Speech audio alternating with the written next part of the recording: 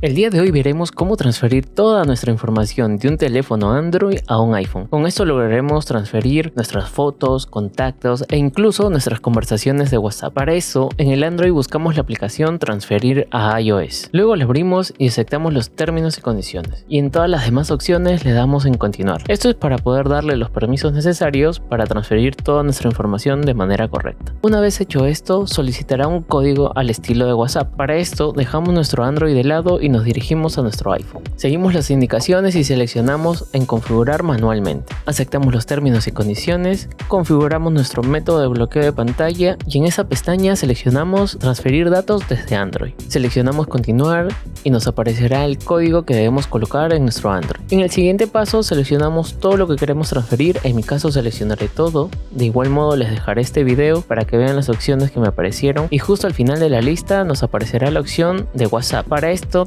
tengan su teléfono Android en la mano y si pueden tengan abierta la aplicación de WhatsApp. Después de seleccionar esta opción nos aparecerá esta pantalla en nuestro teléfono Android y le damos en continuar. Aquí el tiempo que demorará en cargar depende mucho de la cantidad de información que tenemos en nuestro dispositivo. Una vez haya acabado nos dirigimos nuevamente al iPhone y seleccionamos continuar. Ahora empezará a transferir nuestras fotos y videos y demás opciones que hayamos seleccionado. Cuando acabe este proceso simplemente debemos crear o ingresar nuestra cuenta de iCloud. Luego seleccionamos las opciones de nuestra preferencia y con esto ya tendremos nuestro iPhone listo. Simplemente debemos esperar que las aplicaciones se descarguen. Mientras tanto verán que nuestras fotos y videos se transfirieron correctamente. En las imágenes pueden ver que en mis dos dispositivos tenemos los mismos álbumes e imágenes. También pueden ver que se transfirieron los contactos y que tenemos la misma cantidad de estos en ambos dispositivos. Ahora que ya descargó WhatsApp, simplemente lo vamos a configurar. Colocamos nuestro número y nos enviarán un código a través de mensaje o por la aplicación de WhatsApp que teníamos en nuestro Android. Una vez lo coloquemos, es posible que nos pida permiso para ingresar a nuestra galería. Seleccionamos la opción de nuestra preferencia